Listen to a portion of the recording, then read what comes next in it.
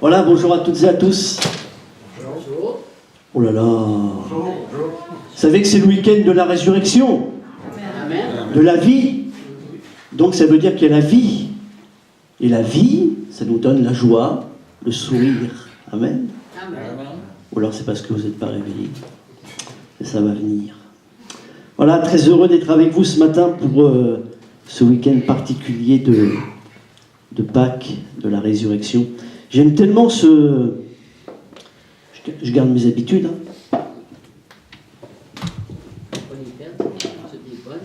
Surtout quand c'est les bonnes. Vous savez, ce qui me plaît dans cette vidéo, c'est qu'il y a des petites choses qui arrivent là, comme à un moment donné, c'est marqué, c'est le commencement. Et c'est ça la résurrection. C'est le commencement de quelque chose. Et lorsque je regarde rien que ce petite minute là, il y a tellement de choses là-dedans, on pourrait parler des heures et des heures. Mais lorsque je vois ça, c'est que le commencement. Et qu'est-ce qui nous est dit à travers le livre des Actes des Apôtres, les actes de Jésus, à travers les apôtres, c'est quoi? C'est après la résurrection. Et qu'est-ce que Luc va dire à Théophile? Il va lui dire ce que Jésus a commencé à faire. Dis ça à ton voisin, c'est pas fini. C'est pas fini. Parce que Jésus est vivant, parce que Jésus est ressuscité, c'est pas fini. Alors le thème de ce matin, tout simplement à travers la résurrection de Jésus, c'est la résurrection de Jésus-Christ, c'est plus qu'un enseignement. C'est plus qu'un enseignement. Parce qu'on va se rendre compte ce matin, vous le savez, peut-être juste un rappel, mais on est conscient que si l'enseignement de la mort de Jésus à la croix et sa résurrection, c'est un enseignement, mais que ça reste juste un enseignement, j'aimerais vous dire, c'est mort. C'est paradoxal, hein? On parle de vie, d'enseignement de vie, enseignement de résurrection, et pourtant si la résurrection de Jésus reste juste un enseignement, c'est mort. Ça amène rien. On peut tous les dimanches, vous pouvez les mercredis, vous pouvez chez vous lire la Bible, mais s'il n'y a pas la vie du ressuscité qui vit en nous, l'enseignement, c'est mort. Amen. Parce que la Bible nous dit que la loi, la lettre tue, mais que l'esprit vivifie. Littéralement que l'esprit donne la vie. Et on se rend compte qu'à travers la parole de Dieu, que la Bible c'est une chose, et c'est notre fondement, c'est notre base. Mais qu'en même temps, c'est l'esprit qui va donner la vie à cet enseignement. Sinon, je vais être un auditeur, je vais écouter. Mais la vie du Christ, elle ne va pas venir en moi. Elle ne va pas ressusciter. Alors je réalise ce matin que la résurrection de Jésus-Christ, c'est plus qu'un enseignement. Tu peux cliquer. J'aime tellement ce texte. C'est à travers le 1 Corinthiens 15, on connaît ce texte. Si Christ n'est pas ressuscité, notre prédication est donc vaine et votre foi aussi est vaine. Alors se trouvera réalisée cette parole de l'Écriture, la victoire totale sur la mort a été remportée. Amen. J'aime tellement cette traduction du Semeur où la victoire totale sur la mort a été remportée. Et c'est pour ça que ça prend une dimension que de chanter la croix et que de chanter la résurrection, que de lire la résurrection et que de vivre la résurrection. La victoire totale sur la mort a été remportée. Ça veut dire que ce n'est pas quelques petites victoires sur des morts. Non, c'est la suprématie de la mort de Jésus à la croix et de sa résurrection. C'est la suprématie. Ça veut nous dire ce matin qu'il n'y a aucune mort qui ne tienne devant la vie de Jésus-Christ. Il n'y a aucune mort qui tienne debout devant la résurrection de Jésus-Christ. Ça veut nous dire ce matin que quelles que soient peut-être même les choses qui viennent m'atteindre, qui veulent me faire mourir dans ma vie, faire mourir mon corps, faire mourir mon couple, faire mourir ma famille, ou vouloir faire mourir l'évangélisation, au nom de Jésus, la victoire totale sur la mort a été remportée.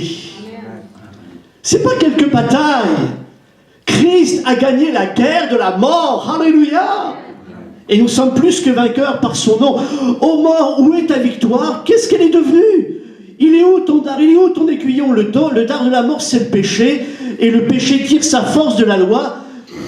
Mais loué soit Dieu qui nous donne la victoire par notre Seigneur Jésus-Christ. Il nous donne la victoire par celui qui a tout accompli à la croix. Il est mort et il est ressuscité. Nous avons la victoire dans celui qui est vivant au siècle des siècles. Et c'est pour ça que ce matin, il faut qu'on le réalise. Pas que oui, c'est particulier, c'est la fête religieuse de l'année. Non, non, c'est notre fête tous les jours. Parce que la Bible nous dit que la fête, c'est Christ. La fête, c'est Christ. Et si Christ est dans ma vie, ça veut dire que la fête, la résurrection est tous les jours dans ma vie. Combien croient avec moi, alors peut-être que je suis le seul ici, mais qu'à travers nos vies, ce que l'on vit, c'est pas toujours la fête. Bienvenue au club, c'est pas toujours la fête.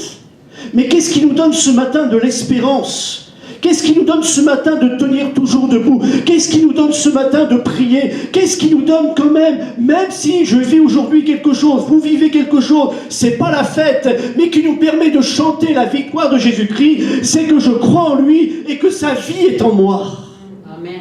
Et que quelles que soient les choses qui voudraient dire c'est mort, c'est fini, c'est terminé, tu peux plus t'en sortir, ça changera jamais, je crois ce matin que oui, parce que Christ est mort à la croix, oui, il a vaincu la mort, la victoire totale sur la mort a été remportée. Et même si ce matin le diable souffletait à ton oreille et te dire t'as vu ta situation, regarde, c'est toujours la mort dans ta situation. C'est toujours la mort avec ton problème. C'est toujours la mort, c'est toujours le tombeau. Mais je déclare avec vous ce matin, peut-être qu'en ce moment, c'est compliqué. Peut-être qu'on a l'impression que ça sent la mort. Mais j'aimerais vous dire que la Bible et la vie du ressuscité, c'est que je sais qu'à un moment donné, la mort est vaincue et que Christ va être le grand vainqueur dans mon corps, dans ma vie, dans ma famille. Alléluia, parce que la vie lui appartient. Et si je crois en lui, que je l'ai reçu, alors la vie t'appartient. Dis ça ce matin, ton voisin. La vie t'appartient en Christ. La vie t'appartient en Christ parce qu'il nous a donné la vie et la vie éternelle. Et la vie éternelle, c'est maintenant. C'est aujourd'hui. C'est tout de suite. Alors tu peux cliquer. La résurrection de Jésus-Christ, c'est plus qu'un enseignement. C'est un événement à vivre aujourd'hui. C'est pas un enseignement seulement. Pourquoi aujourd'hui on a l'enseignement de Jésus qui est mort à la croix, qui est ressuscité? Parce que c'est un événement. Et comme on l'a... J'aime tellement cette petite vidéo-là. Ça a changé le monde, oui. La mort et la résurrection de Jésus, ça a changé ma vie. Parce qu'il est vivant. Et pourquoi ça a changé ma vie, Jésus? Parce que c'est devenu l'événement de ma vie. Jésus n'est pas resté un enseignement dans ma vie. C'est devenu l'événement de ma vie. Et parce que Jésus est devenu l'événement de ma vie, alors aujourd'hui je suis quelqu'un d'autre, je suis une nouvelle créature. Parce que la Bible n'est pas restée simplement un enseignement. Tu peux cliquer? Le danger d'être présent de corps, mais absent de cœur. La résurrection de Jésus-Christ, c'est plus qu'un enseignement, c'est un événement. Et si la résurrection de Jésus-Christ reste un enseignement, je vais être présent de corps, mais je vais être absent de cœur. Et pas simplement... On parle ce matin, on est ensemble, pas simplement parce qu'on est là ensemble, et on est conscient, c'est plus de 30 ans de ministère, on a vu des personnes, vous savez, c'est présent de corps, mais absent de cœur. Mais ce que Dieu veut, c'est pas qu'on soit simplement présent de corps, mais qu'on soit présent de cœur. Et ce que Dieu veut, c'est qu'on soit présent de corps, mais surtout présent de cœur. Parce que les uns les autres, on peut même venir à l'église, et peut-être que même de cœur, on peut être... Mais Dieu veut que tous les jours, j'ai un cœur à cœur avec lui. Et si je reste devant ma Bible et que je n'ai pas le cœur, je vais être présent de corps devant l'enseignement, mais l'enseignement va rester un enseignement. Je peux louer Dieu, mais s'il n'y a pas la vie de l'esprit, s'il n'y a pas la vie du ressuscité, ça va juste être un chant. Je vais être présent de corps, mais absent de cœur. Je vais chanter de corps, mais pas chanter avec mon cœur. Je vais prier avec ma voix, mon corps, mais pas avec mon cœur. J'oserais dire avec mes entrailles. Et avant tout, on le sait à travers la Bible, et on est tellement heureux de le savoir, de le connaître et de l'avoir vécu. Le Christ n'est pas simplement celui qui est venu de corps sur la terre. Christ, c'est le cœur de Dieu.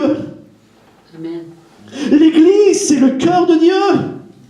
C'est pas quelque chose dans une ville parmi tant d'autres bâtiments. Non, non, l'Église, c'est le corps de Christ. Et parce que le corps de Christ est là, parce qu'il met sa vie à l'intérieur du corps. On le sait les uns les autres, c'est que si le corps ne bat plus, le corps est mort. Mais le corps est vivant parce que la vie du Christ y règne. On peut être présent de corps, mais absent de cœur. Je suis dans la joie quand on me dit « Allons à la maison de l'Éternel ». Pourquoi on dit « Allons à la maison de l'Éternel » ? Parce qu'on va là, on va s'assembler, on va chanter un Dieu qui est vivant pour l'éternité. Je suis dans la joie quand on me dit « Allons à la maison de l'Éternel ». Pourquoi ? Parce que je sais que le Dieu que je vais adorer, le Dieu que je vais chanter, le Dieu que je vais prier, c'est le Dieu vivant au siècle des siècles. Voilà pourquoi je suis dans la joie. Je ne suis pas venu faire une bonne œuvre, je ne suis pas venu faire la bonne action de la semaine. Je suis venu me présenter devant le Dieu vivant et vrai, avec mon frère, avec ma sœur. Je suis dans la joie quand on me dit « Allons à la maison de l'Éternel ». Oui, parce que, pourquoi je suis dans la joie ? Parce que c'est mon cœur. Et le danger que la résurrection de Christ devienne un enseignement plus qu'un événement, c'est que ça risque de faire de moi quelqu'un qui va être présent de corps, mais absent de cœur. Il faut que les uns les autres, on le vive. La résurrection de Jésus-Christ, c'est plus qu'un enseignement, c'est un événement. Et si l'événement de Christ dans ma vie, je travaille à ce que cet événement-là soit là à chaque instant de ma vie, tous les jours, alors quelles que soient les choses que je ferai, que ce soit ici, que ce soit à l'extérieur, que ce soit dans ma famille, dans ma relation avec mon épouse, avec mes enfants, avec mes amis, avec mon travail, quel que soit, parce que la résurrection de Christ n'est pas un enseignement, mais un événement dans ma vie, je ne vais pas être présent de corps, mais je vais être présent de cœur. Être présent de cœur devant ma Bible, devant mon Dieu, avec mon frère, avec ma sœur. Je suis dans la joie quand on me dit « Allons à la maison de l'Éternel » parce que je suis présent de cœur. Tu peux cliquer. Je réalise avec vous ce matin que l'enseignement de Christ ressuscité doit amener l'événement de Christ vivant dans ma vie avec ses actions. 1 Corinthiens 1,18 nous dit « Car la prédication de la croix, c'est une folie pour ceux qui périssent, mais pour nous qui sommes sauvés, elle est une puissance de Dieu. » Et là, rien qu'à travers ce verset-là, vous avez l'exemple, la différence entre l'enseignement et l'événement. Il dit, car la prédication de la croix est une folie pour ceux qui périssent. Ça veut dire quoi ? Ça veut dire que l'enseignement est donné. Ce matin, je ne compte pas combien nous sommes, mais l'enseignement est donné. La prédication de la croix est donnée. Les uns et les autres, quelle que soit votre décision, quel que soit votre cœur, l'enseignement est donné, la prédication est donnée. Mais il dit, la prédication est donnée, mais elle est une folie pour ceux qui périssent. Littéralement, il dit, l'enseignement de la résurrection est donné, mais elle n'apporte rien pour ceux qui ne veulent pas l'entendre. Parce que ça ne devient pas un événement. Et dit, vous pouvez écouter la croix, vous pouvez écouter la vie, l'enseignement de la résurrection tous les jours. Si vous n'écoutez pas avec votre cœur, si ça ne devient pas un événement dans votre vie, vous pouvez l'enseigner, vous pouvez l'écouter tous les jours, ça n'apportera rien. La prédication de la croix est une folie pour ceux qui périssent, mais pour nous qui sommes sauvés, elle est une puissance de Dieu. Et là on voit la différence entre l'enseignement et l'événement.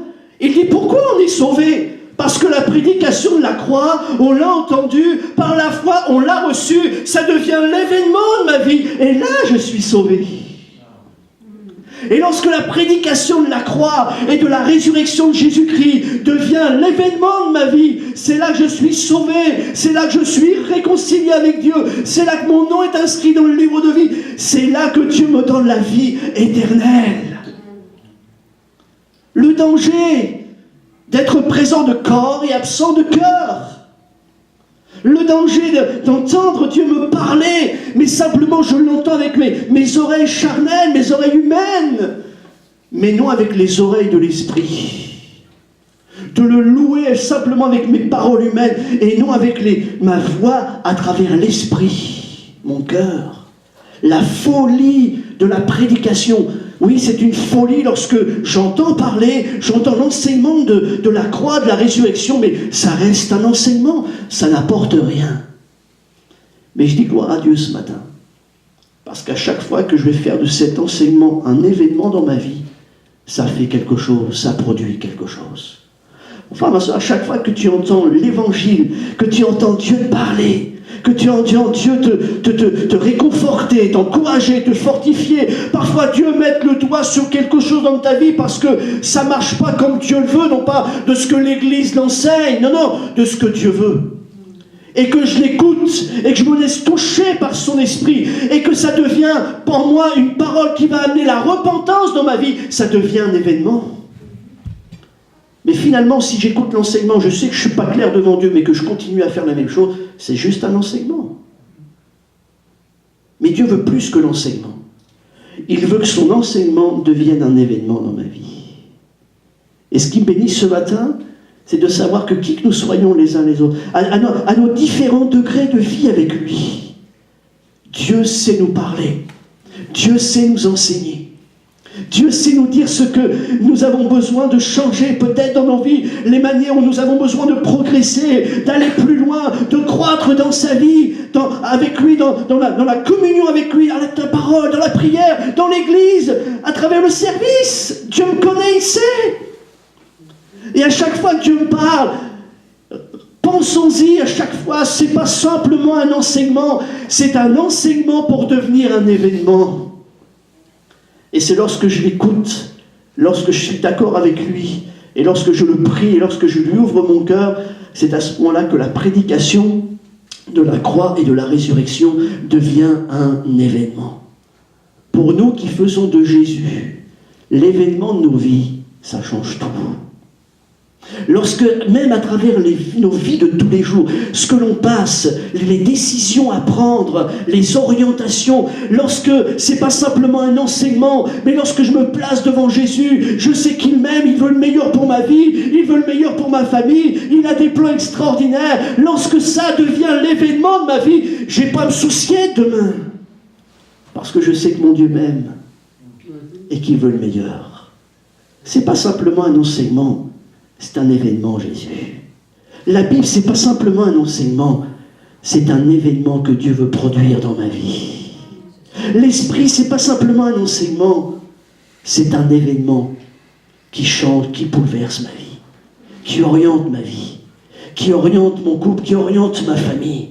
La prédication de la croix, c'est une folie pour ceux qui simplement l'écoutent, mais ne veulent pas faire de cette prédication un événement. Alors moi je milite avec vous pour que même lorsque tu es tout seul chez toi, lorsque tu lis la parole de Dieu, ne regarde pas simplement Dieu qui t'enseigne, mais fais de cet enseignement l'événement de ta journée. Dis ça à ton voisin, fais de la Bible l'événement de ta journée. Pas qu'un enseignement, un événement. Sinon, comme on l'a lu, c'est la prédication de la croix, c'est une folie.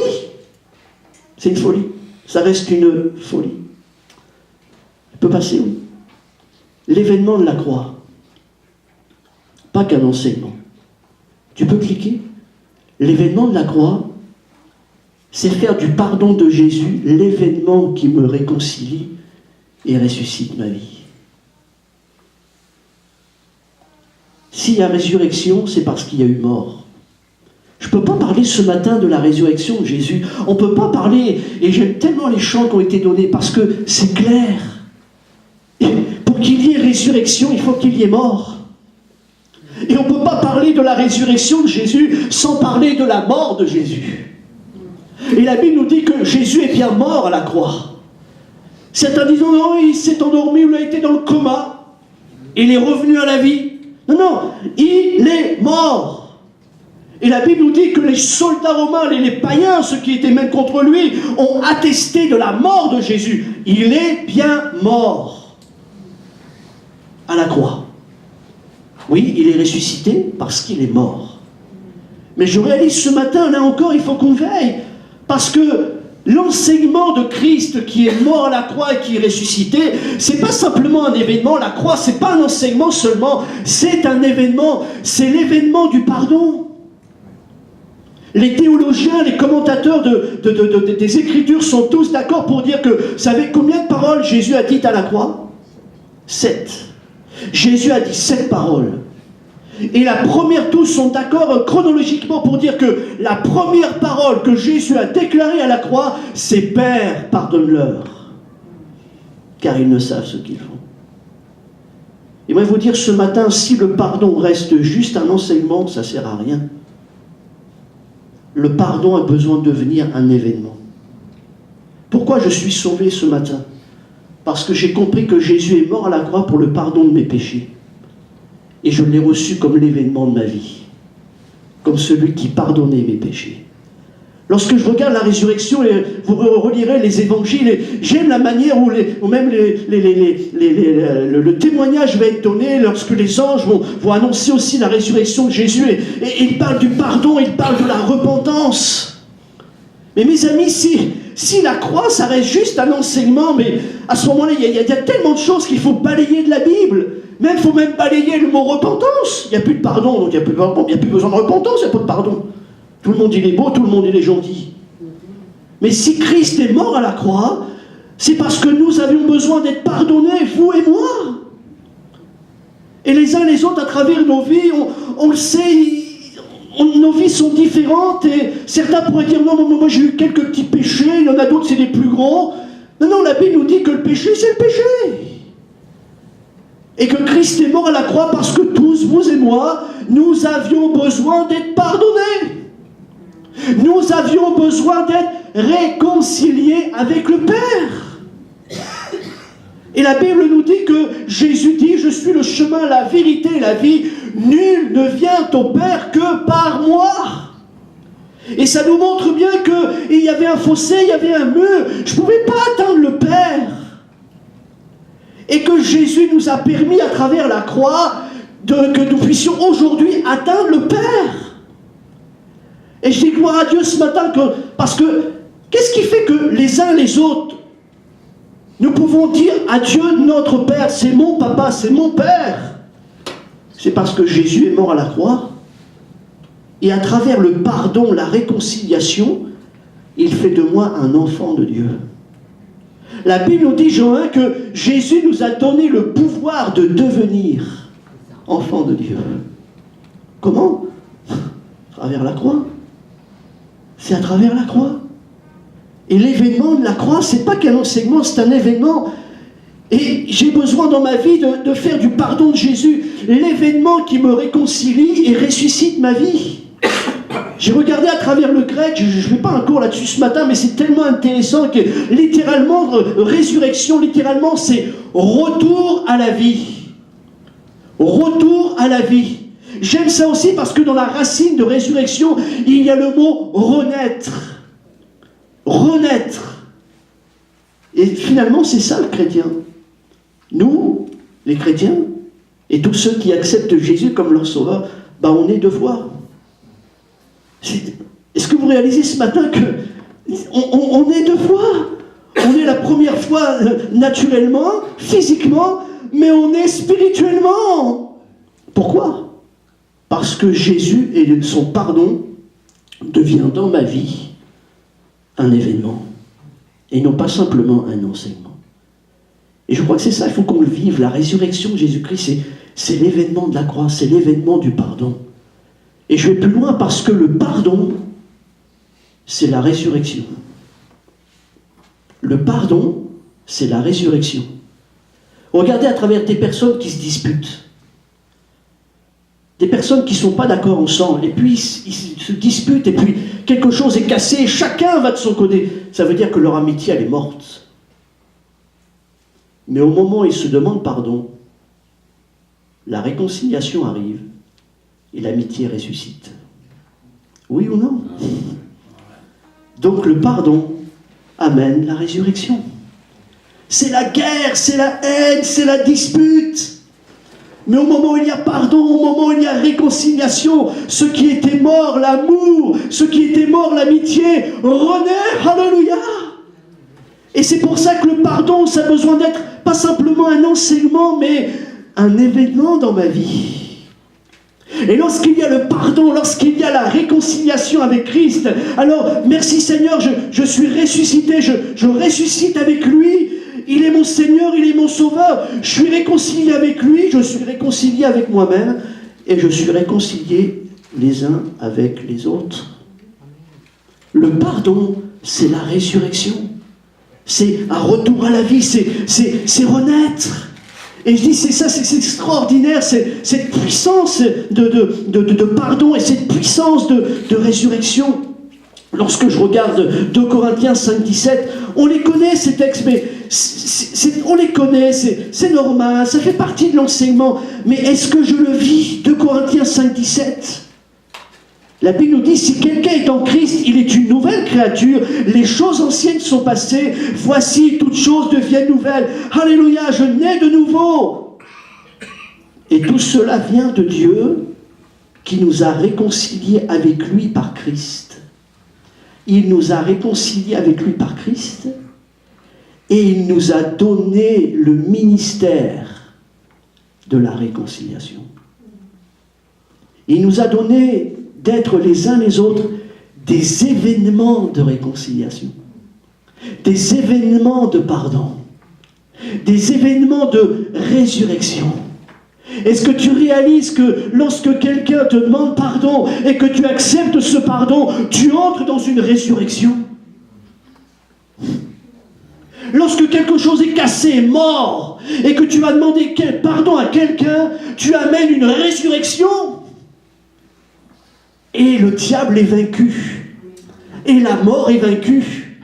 Le pardon, c'est la résurrection. La réconciliation, c'est la résurrection. Alléluia. Et c'est pour ça que le pardon ne peut pas rester simplement un enseignement. La croix, ce n'est pas simplement un enseignement. C'est l'événement de ma vie qui me réconcilie avec Dieu, qui me réconcilie avec moi-même et qui me réconcilie avec ceux qui sont autour de moi. L'événement qui me réconcilie et ressuscite ma vie, c'est extraordinaire. L'événement de la croix, c'est l'événement du pardon. Je souhaite ce matin que vous soyez tous réconciliés avec Dieu, premièrement. Et si vous êtes réconciliés avec Dieu, vous serez réconciliés avec vous-même. Et ça vous permettra d'être réconciliés les uns avec les autres. À quel moment les disciples vont dire à Jésus, « Jésus, augmente-nous la foi ».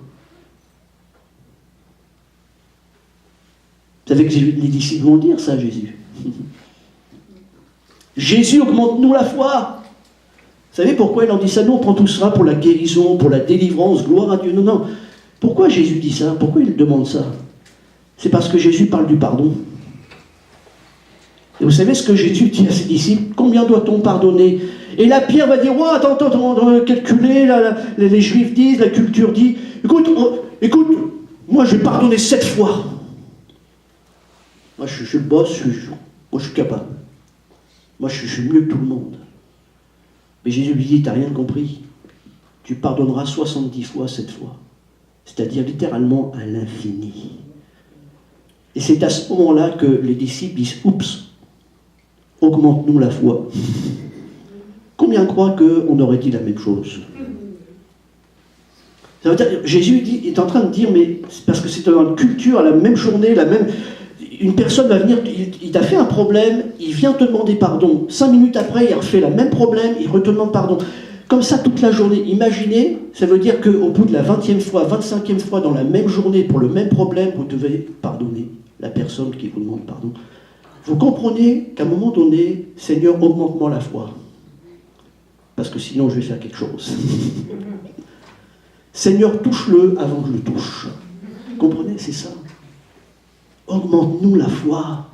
Et ce qui est extraordinaire, c'est qu'ils disent, mais Seigneur, on a besoin de quelque chose de gros dans le domaine de la foi. Il dit, augmente-nous la foi, quelque chose de plus grand, plus gros. Et Jésus dit, il faut juste une petite graine de sénévé. Eux, ils veulent grandir, et Jésus abaisse. Pourquoi?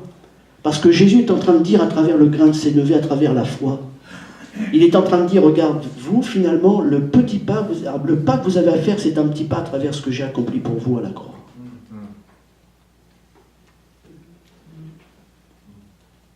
Tout ce qui est gros, tout ce qui était insurmontable, je l'ai fait. Vous, c'est juste un grain de foi. C'est juste ça. Parce que j'ai tout accompli à la croix. Alors je dis merci Seigneur ce matin que l'événement de la croix, ça doit être vraiment plus qu'un enseignement, c'est l'événement dans ma vie. C'est l'événement du pardon, de la réconciliation. Je ne méritais pas. C'est par grâce que je suis sauvé. Alléluia. Par le moyen de la foi. Ça ne vient pas de Dieu, de moi, ça vient de Dieu, afin que personne ne se glorifie. C'est par grâce. Vous savez pourquoi la grâce existe? Pourquoi la grâce existe? Parce que le péché existe. S'il n'y a pas de péché, il n'y a pas besoin de grâce. Si je peux m'en sortir moi-même, je n'ai pas besoin de grâce. Mais si la grâce existe, c'est parce que le péché existe. Et que j'ai besoin d'être pardonné et que je ne peux pas me pardonner moi-même. Même en faisant toutes les meilleures œuvres de la terre. C'est pour ça que la grâce existe. Et moi je dis gloire à Dieu ce matin. Parce que si j'ai compris que la croix, c'est pas simplement un enseignement, c'est l'événement. Et que ça devient l'événement de ma vie. Alors la grâce devient l'événement dans ma vie. La grâce devient l'événement de ma famille. La grâce, c'est l'événement de l'Église. Alléluia. Parce que c'est pas qu'un enseignement, c'est un événement. Là où le péché abondait, la grâce a su abonder. C'est ça l'événement de ma vie. C'est ça l'événement du témoignage, c'est ça l'événement de l'évangile, qu'amène l'évangile, l'événement de la grâce dans la vie des gens. La croix, c'est plus qu'un enseignement, c'est un événement, et j'ai besoin de faire de ça l'événement de ma vie, le pardon de Jésus, l'événement qui me réconcilie et qui me ressuscite. Père, pardonne-leur, car ils ne savent ce qu'ils font. Tu peux cliquer. L'événement du tombeau vide.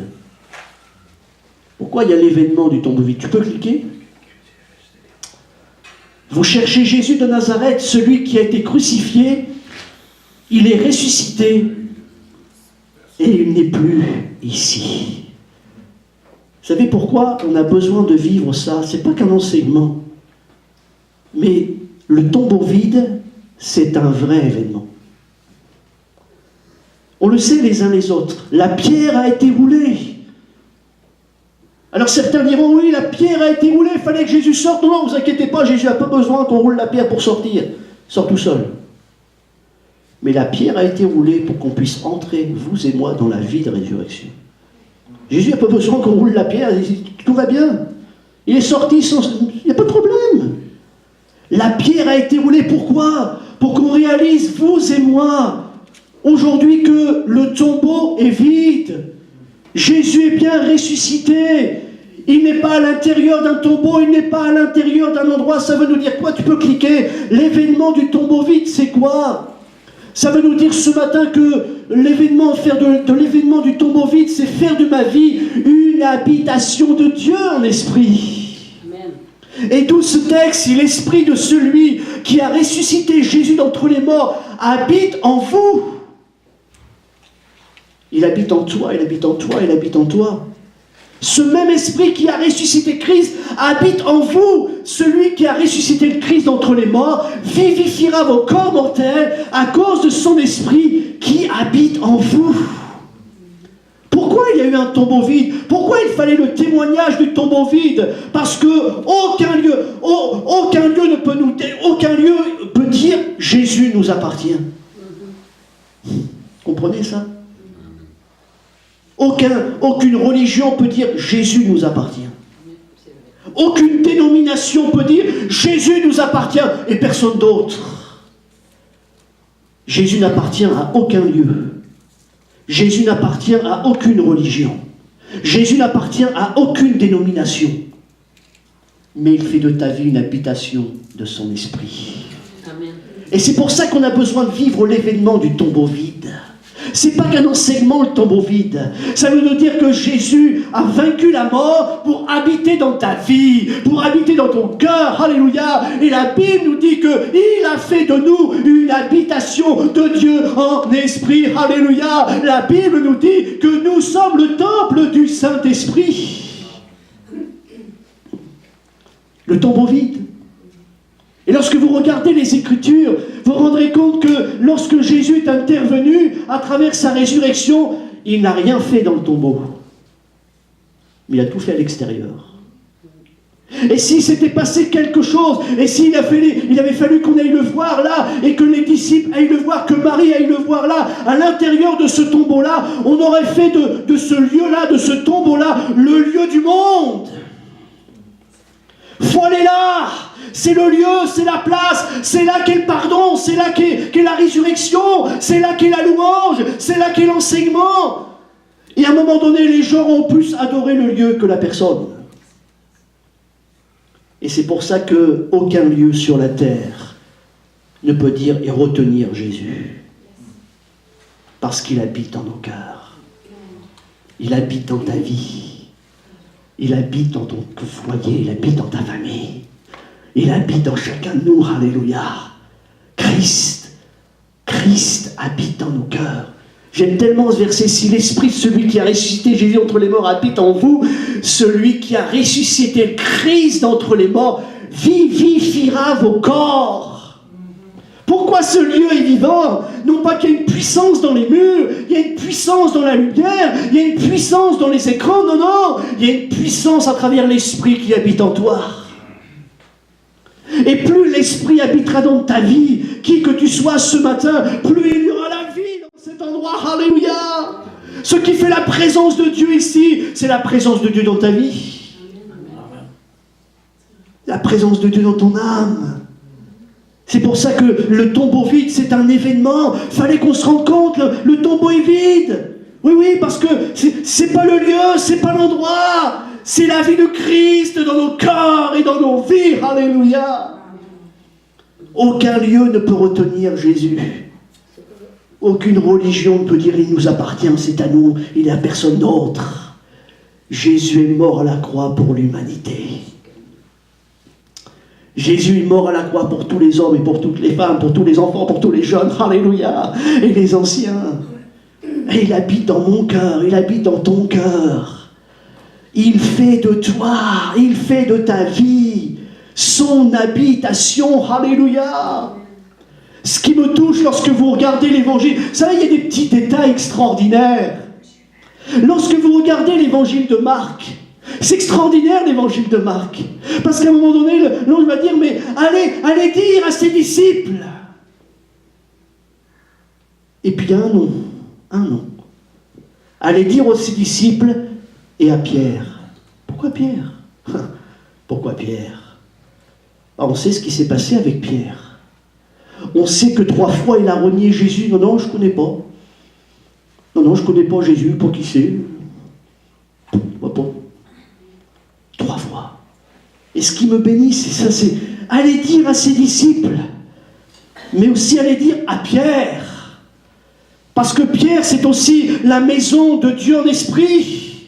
Pourquoi? Parce que Pierre, c'est un appel particulier. C'est Jésus qui lui a dit, mais tu es Pierre, et sur cette pierre je bâtirai mon église, et le séjour des morts ne prévaudra pas contre elle. Il y a un appel sur la vie de Pierre. Et à un moment donné, à travers ce que Pierre, la Bible nous dit qu'à un moment donné, le regard de Pierre et de Jésus va se croiser. Pierre va pleurer, il sait, il est conscient de ce qu'il a fait, il a renié son maître.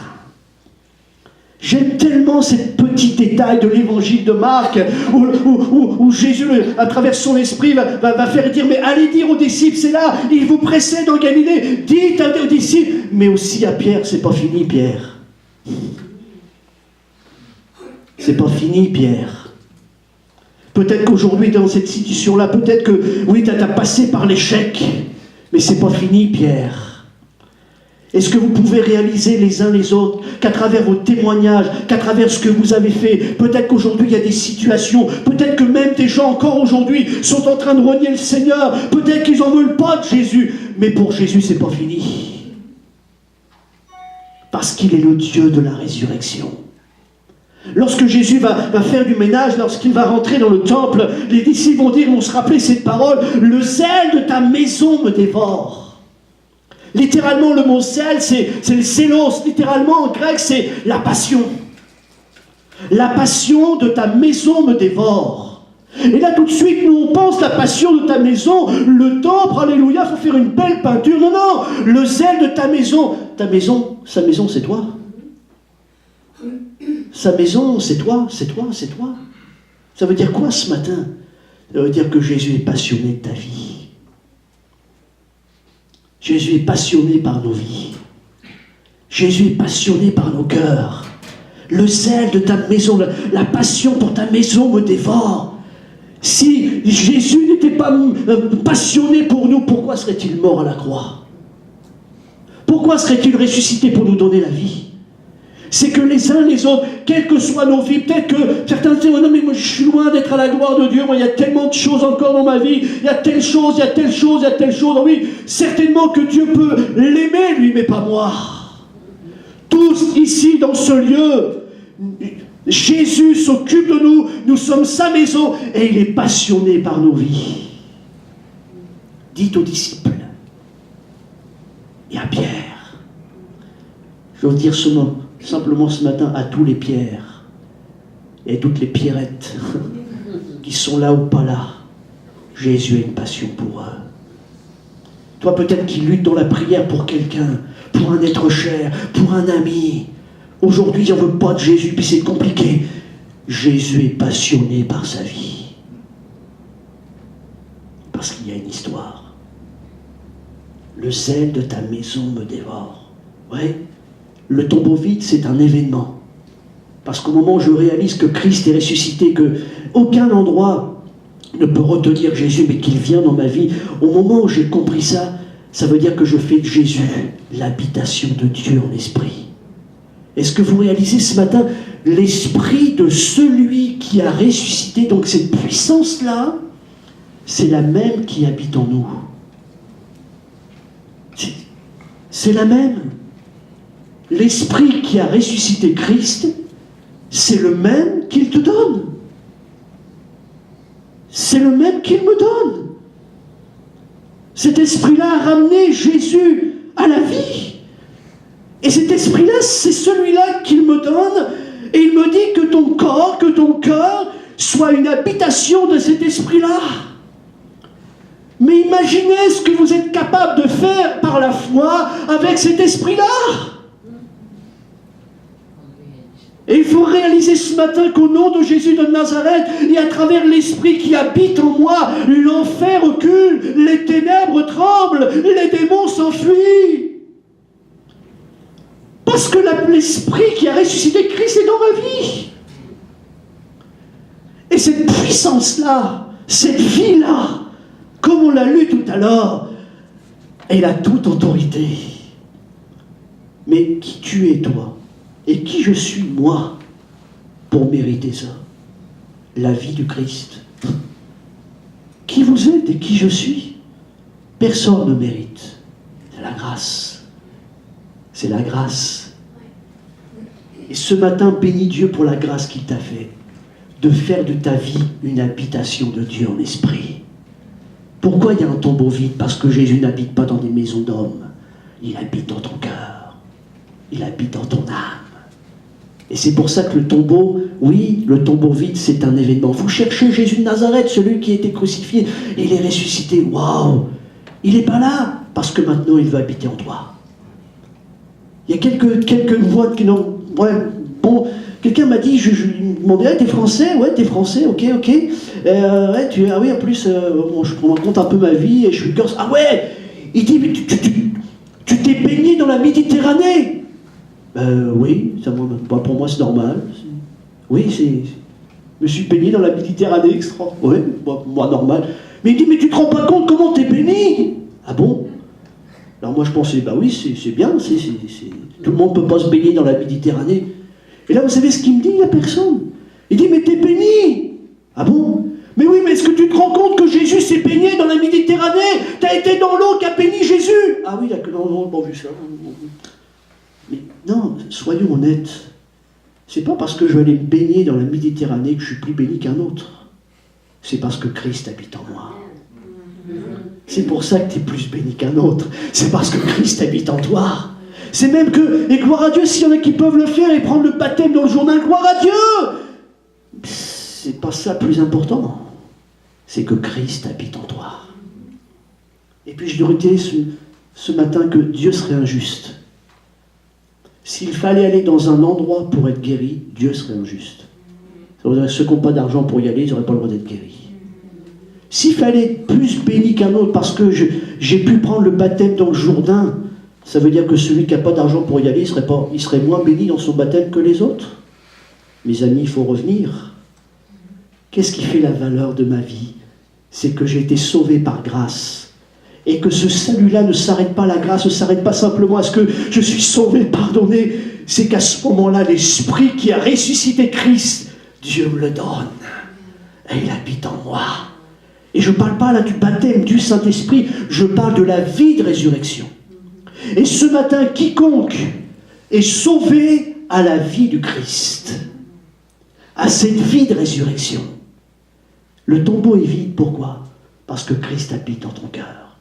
Parce qu'il va habiter dans ton cœur avec puissance. Tu peux passer l'événement de l'annonce de la résurrection à Marie. Jésus lui dit, mais pourquoi pleures-tu? Lui demanda Jésus. Qui cherches-tu? Et Jésus lui dit, Marie.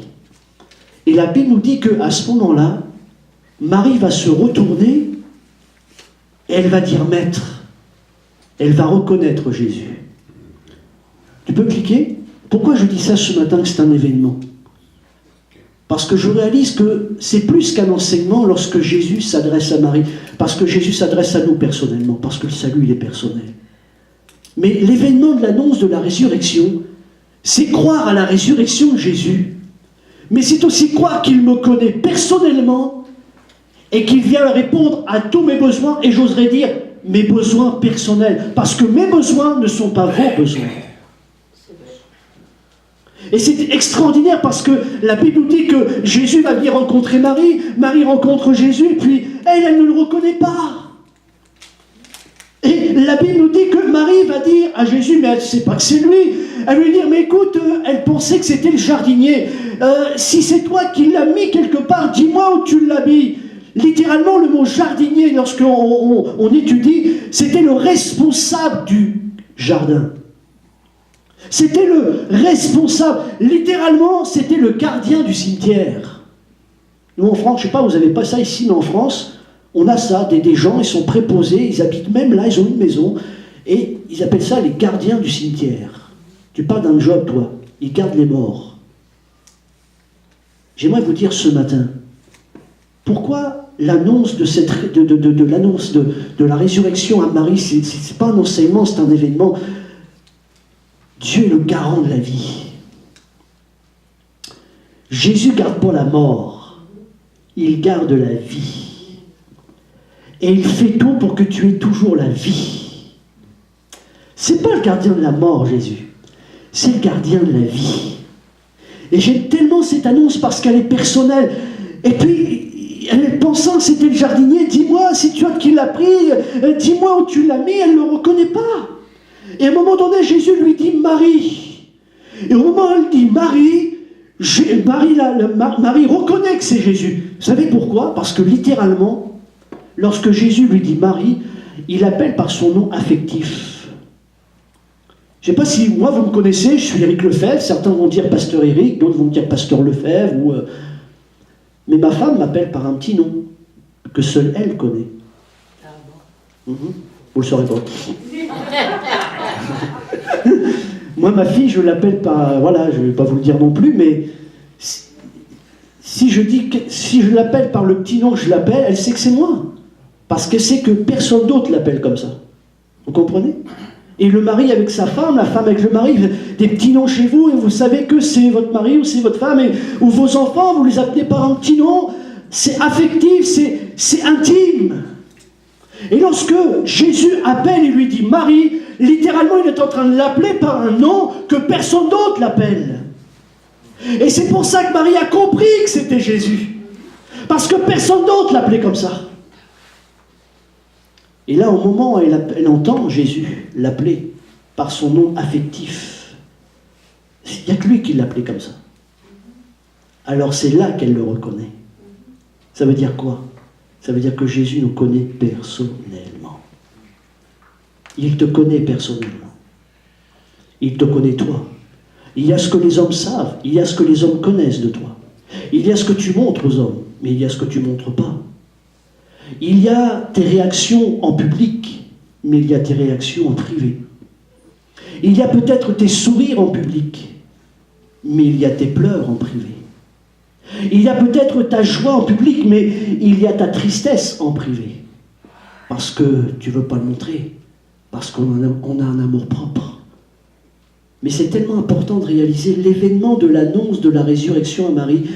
C'est un événement particulier, c'est une annonce particulière, personnelle. C'est pour ça que la résurrection, c'est plus qu'un enseignement, c'est un événement. Ça veut dire quoi? Ça veut dire que Jésus me connaît en particulier. Il sait. Il sait ce que je vis, il sait ce que je ressens, peut-être même ce que ma femme ne ressent pas, ce qu'elle ne voit pas. Jésus le sait, il le ressent, il le voit. Et c'est pour ça que c'est plus qu'un enseignement, c'est un événement. Je réalise que Jésus me connaît dans les moindres détails, connaît mon cœur, connaît mes situations, connaît ma vie, connaît mes troubles, connaît mes angoisses, connaît mes doutes, il connaît tout. Et parce qu'il est vivant et parce qu'il est le gardien de la vie, il s'approche, il me parle. Et avant tout, nous, on veut toujours des solutions, on veut des réponses. Mais la première action de Jésus, c'est de lui montrer qu'il est là. Bien vivant comme le gardien de sa vie. Et vous savez, au-delà de nos vies, de nos directions, de ce qu'on a besoin dans nos vies, premièrement, ce que tu as besoin, ce que j'ai besoin, c'est de savoir que Jésus est à mes côtés. C'est de savoir que Jésus se tient près de moi, qu'il est le gardien de la vie, et qu'il fait tout pour la vie. Et il me connaît dans les moindres détails. Vous lirez le psaume 139, tu sais, tu me connais, tu sais, je ne suis pas encore parti là-haut, que tu le sais déjà, tu sais tout, je n'ai pas encore parlé, tu sais déjà ce que je veux dire. Tu connais tout de moi, tout. Et avant d'avoir des réponses, Seigneur, je veux avant tout réaliser que tu es là. Tu es là. Même quand ça ne va pas, tu es là. Même quand c'est compliqué, tu es là. Je suis là. Je m'occupe de toi, je m'occupe de ta vie. Quand tu es seul, je suis là, dit Jésus. Quand personne ne te comprend, je suis là, dit Jésus. Alors c'est vrai, nous on prie, on a des situations, Seigneur donne-nous des réponses, et on en a besoin de réponses, on en a besoin de solutions, on en a besoin de certitude, on a besoin d'être fortifié, on a besoin d'être encouragé. Mais j'ose te dire que ce matin, si Jésus est le Seigneur et le Sauveur de ta vie, le Christ ressuscité qui habite en toi, il te montre qu'il est avec toi. La Bible nous dit que Jésus va lui dire quelque chose de tout simple. Jésus va lui dire « ne me touche pas ». Littéralement, dans le contexte, dans le texte, dans le grec, littéralement, Jésus lui dit « ne me retiens pas ». Ou encore « ne t'accroche pas à moi ». Ben, pasteur, je ne comprends pas. S'il y a quelqu'un à qui on doit bien s'accrocher, c'est à Jésus. Littéralement, dans le texte, dans le grec, littéralement, Jésus lui dit « ne m'empêche pas de faire ce que j'ai à faire ». Et soyons honnêtes les uns les autres. Est-ce qu'on est conscient ce matin que Jésus veut le meilleur pour nous? Jésus devait remonter vers son Père. Jésus devait envoyer le Saint-Esprit. Et Marie veut s'accrocher, Marie veut le retenir. Il dit non, ne le retiens pas, laisse-moi faire.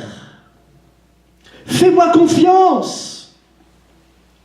Est-ce que je peux dire à quelqu'un ce matin, ne le retiens pas, fais-lui confiance, parce qu'il est le gardien de ta vie et qu'il ferait tout pour la vie. Pour Marie, elle ne voulait pas le laisser partir, c'est normal. Oh, il est vivant, il est là, je ne veux pas le lécher. Jésus lui dit non, laisse faire, t'accroche pas, laisse-moi faire. Laisse-moi partir, c'est pour le meilleur. Et nous, parfois, si nous sommes rationnels, il y a des choses que l'on voit, il y a des choses que l'on entend, il y a des choses que l'on touche, il y a des choses qui amènent le doute. Et si on n'est pas renouvelé dans l'esprit du ressuscité en nous, on risque de retenir l'action de Jésus, plutôt que de lâcher Jésus.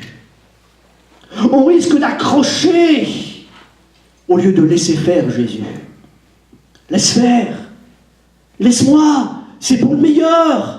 Ne m'accroche pas, ne me retiens pas. Mais en même temps, ce que j'aime dans ce texte, c'est que non seulement Jésus lui dit, mais ne me retiens pas, ne m'accroche pas, laisse-moi partir. C'est pour le meilleur. Mais en même temps, c'est tellement béni. Vous savez, c'est des petits détails, mais c'est extraordinaire. C'est que Jésus lui confie une mission.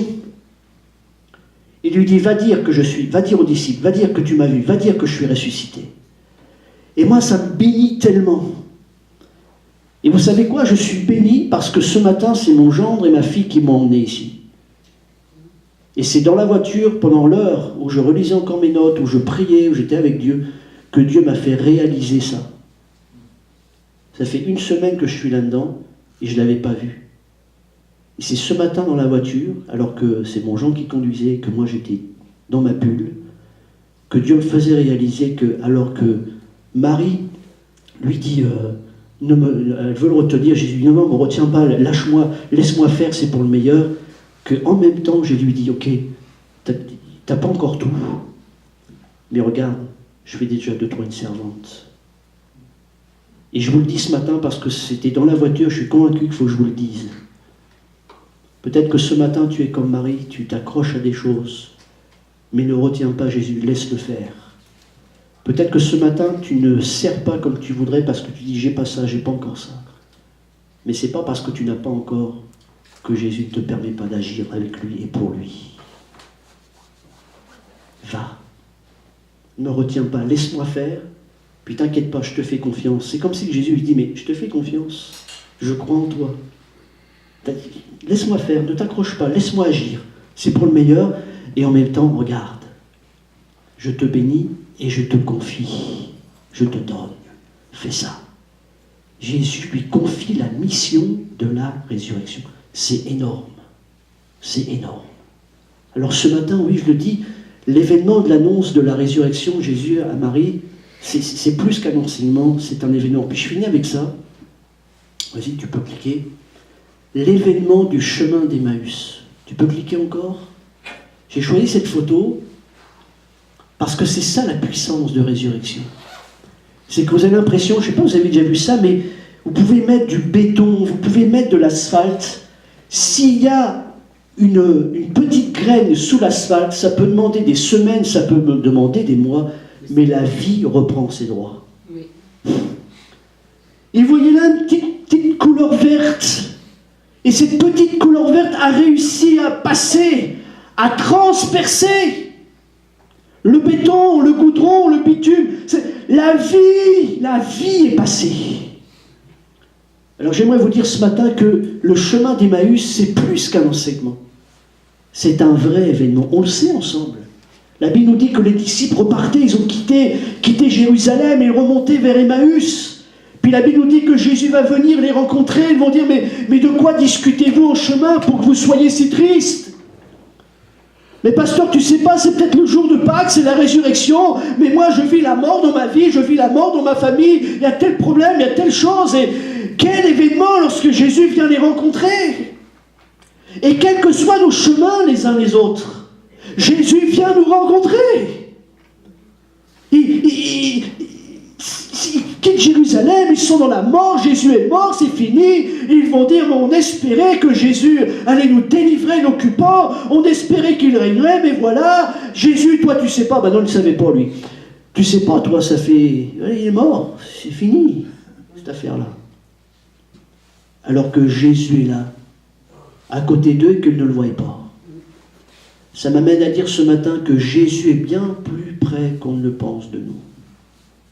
C'est que parce que parfois on ne le voit pas. Il était là, il ne le voyait pas. Vous savez pourquoi ça ne va pas? Parce qu'ils sont dans l'heure de la mort au lieu d'être dans l'heure de la résurrection. Tu peux cliquer? Vivre l'événement du chemin d'Emmaüs, c'est vivre à l'heure de la résurrection et faire renaître l'espoir et les possibilités de Dieu dans ma vie. Ils quittent Jérusalem, ils sont dans la désespérance, c'est fini, ils sont tristes. Et Jésus vient les rencontrer pour de nouveau les amener à l'heure de l'espoir, à l'heure des possibilités. Pourquoi? Parce que c'est ça la vie de Christ. Si Christ est ressuscité, j'aimerais dire qu'il y a tout le pack qui vient avec.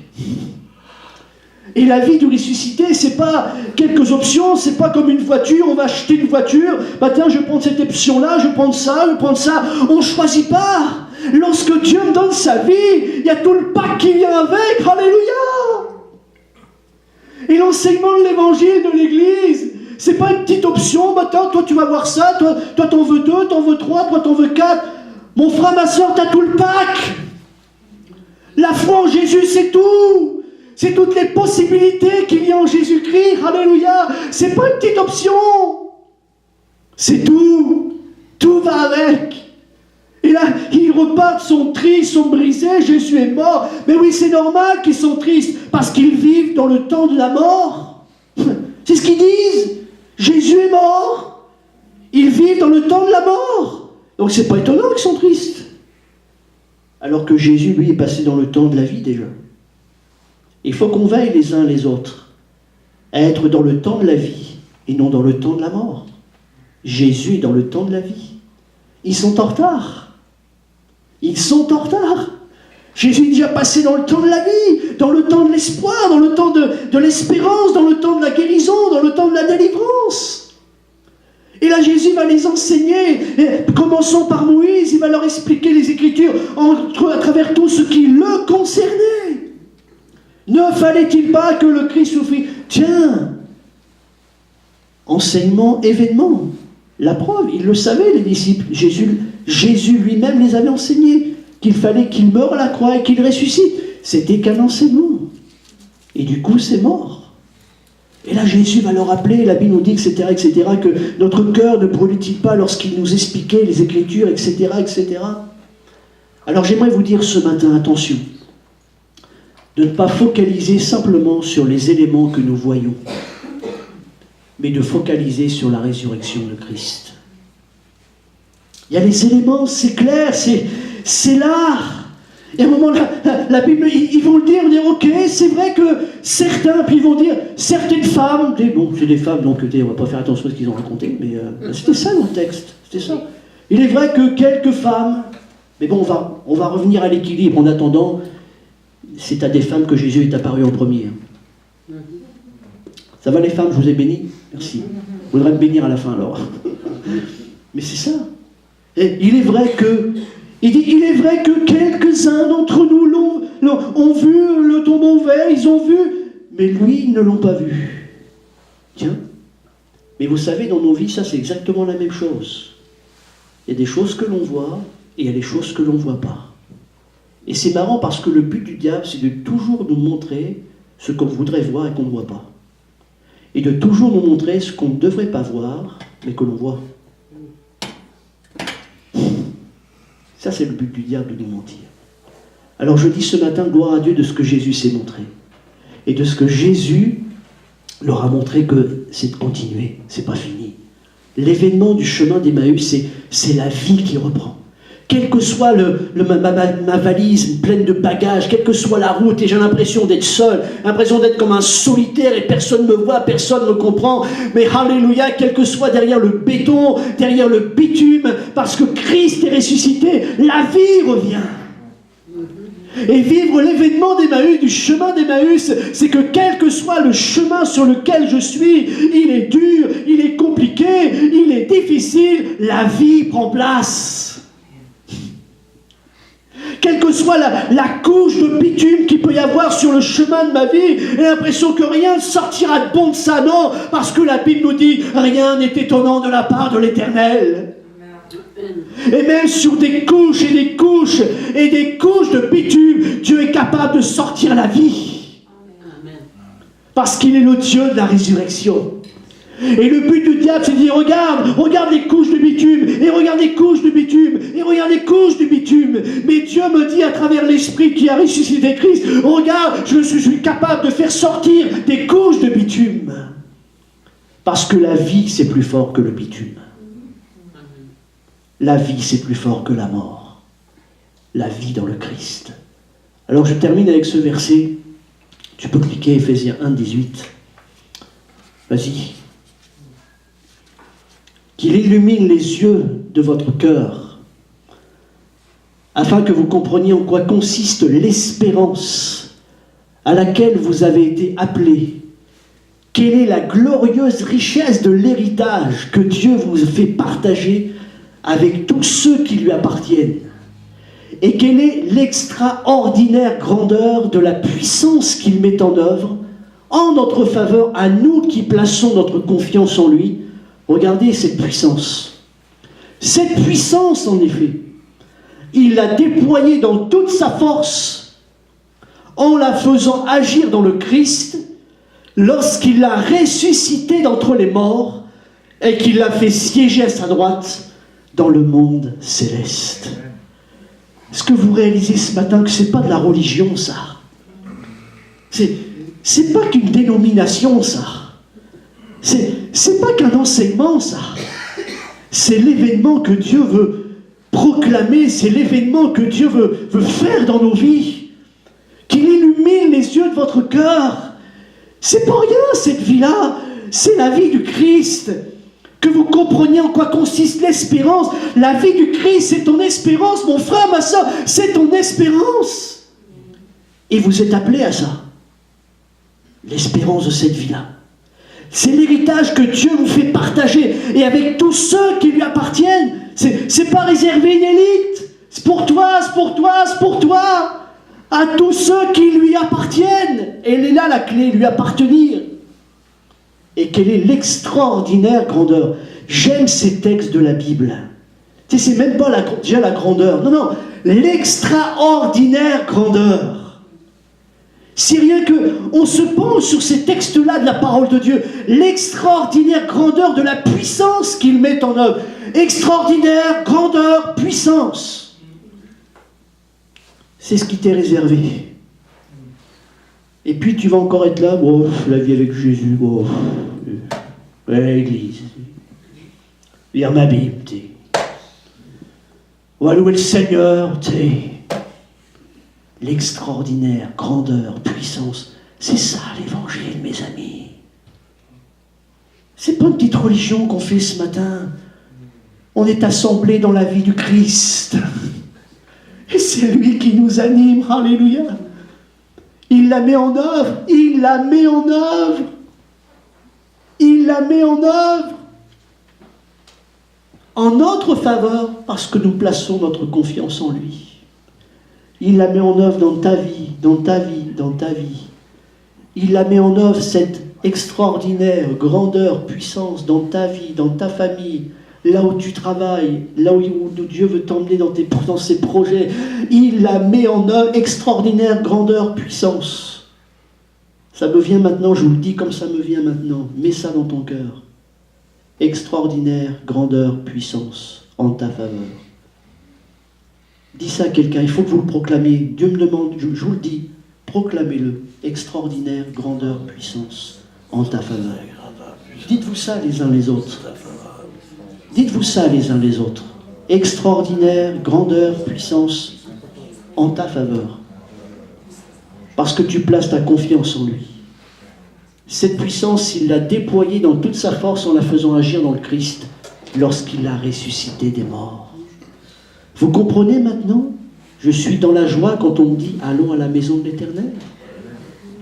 C'est à cause de ça. On ne vient pas avec notre petite gaine du dimanche matin, faire un petit chant, faire une petite prière, faire une petite louange. faire une petite prédication.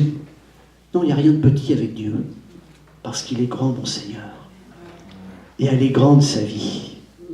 Et du moment que tu proclames Jésus, tu proclames le grand Seigneur, le Sauveur de l'humanité, alléluia. Tu proclames celui qui a vaincu la mort à Golgotha, alléluia, qui a eu l'autorité sur le péché, sur la mort. Il n'y a rien de petit avec Dieu.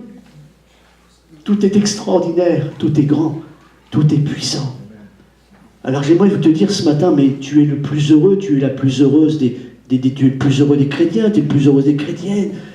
C'est ça à qui tu appartiens ce matin, c'est ça. C'est pas la religion évangélique. Laissons tomber tous les hic et tous les istes qui existent, on s'en fout. L'important, c'est la vie de Christ, sa vie de résurrection, qu'il te donne, qu'il me donne, et qui nous permet de parler, de louer, de prier, et d'agir en son nom. Amen. Est-ce qu'on peut prier ensemble? Amen. Puis c'est pas une question de longueur de prière. C'est une question de ce qui anime ma prière. Et c'est ce que Jésus va dire à ses disciples. Ça sert à rien de... L'important, c'est ce qui anime la prière. Attention au danger d'être présent de corps, mais absent de cœur.